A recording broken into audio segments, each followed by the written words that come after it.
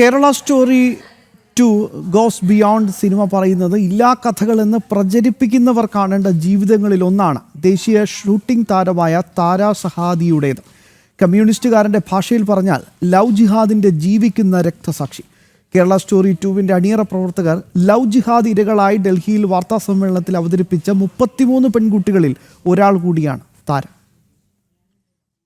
നടിച്ചും മതം മറച്ചുപിടിച്ചും ഹിന്ദു പെൺകുട്ടികളെ വിവാഹം കഴിക്കുകയും മതപരിവർത്തനം ചെയ്യുകയും ചെയ്യുന്ന ഇസ്ലാമിക ജിഹാദികളെക്കുറിച്ച് കേരളത്തിലും പുറത്തുള്ള സംസ്ഥാനങ്ങളിൽ നിന്നും നിരന്തരം റിപ്പോർട്ടുകൾ വരാറുണ്ട്.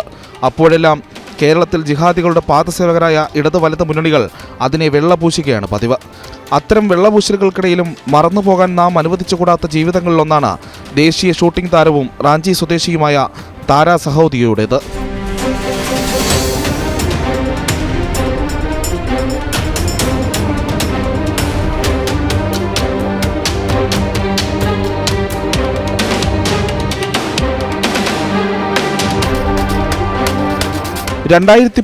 ജൂലൈ 7 റാക്കിബുൽ ഹസൻ എന്ന മുസ്ലിം ജിഹാദി രഞ്ജിത്ത് എന്ന വ്യാജപ്പേരിൽ ഹിന്ദു ആചാരപ്രകാരം താരയെ വിവാഹം കഴിക്കുന്നതോടെയാണ് ദുരിത ജീവിതം ആരംഭിക്കുന്നത്. വിവാഹത്തിന്റെ 2ാം ദിവസം മുതൽ മതം മാറ്റത്തിന് പ്രേരണ ആരംഭിക്കുമ്പോഴാണ് താര ഭർത്താവിന്റെ യഥാർത്ഥ പേര് പോലും തിരിച്ചറിയുന്നത്. ഇസ്ലാമിക വിധിപ്രകാരമുള്ള നിക്കാഹ് നടത്താൻ ദിവസങ്ങളോളം താരയെ വീട്ടിനുള്ളിൽ പൂട്ടിയിട്ട് ക്രൂരമായി പീഡിപ്പിച്ചു. സിന്ദൂരം തൊട്ടതിന് താരയുടെ കൈകൾ അടിച്ചൊടിച്ചു. റാക്കിബിന് പരിചയമുള്ള മുസ്ലിം ജഡ്ജിയുടെ വീട്ടിൽ വെച്ച് ബലമായി ബീഫ് തീറ്റിച്ചു. നായെ അഴിച്ചുവിട്ട് ക്രൂരമായി പീഡിപ്പിച്ചു. സിഗരറ്റ് കുറ്റികൊണ്ട് ദേഹത്ത് പൊള്ളിച്ചു. എന്തിനേറെ മതം മാറിയില്ലെങ്കിൽ മറ്റുള്ളവരെ കൊണ്ട് താരയെ ബലാത്സംഗം ചെയ്യിക്കുമെന്ന് റാക്കിബിന്റെ ഉമ്മ പോലും ഭീഷണിപ്പെടുത്തിയിരുന്നു. ലവ് ജിഹാദിനെതിരായ പോരാട്ടം ഇപ്പോഴും താര ഓർത്തെടുക്കുന്നുണ്ട്. हम कभी चर्चा ही नहीं करना चाहते. काश अगर हमारे घर में पहले चर्चा हुआ होता तो हम उसके विक्टिम नहीं होते.